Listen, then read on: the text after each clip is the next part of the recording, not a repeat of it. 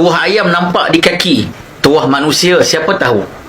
Ini yang berlaku kepada Saab Baharum, pemuda orang asli yang berasal daripada Felda Aring, Gua Musang.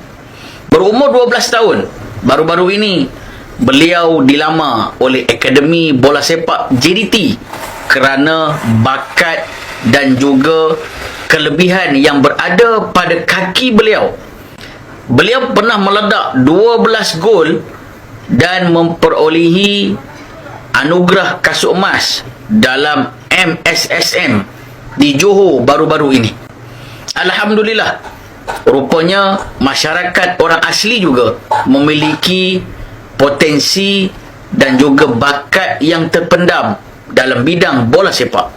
Akademi JDT memainkan peranan yang cukup penting, tidak hanya melihat bakat daripada pemain-pemain import di luar sana sahaja, tetapi mereka juga berjaya mencungkil bakat yang ada pada masyarakat orang asli.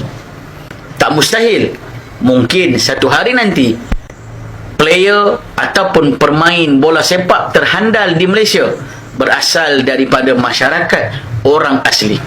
Tahniah kepada JDT mencungkil bakat yang terpendam yang berada pada masyarakat orang asli. Dapat sesuatu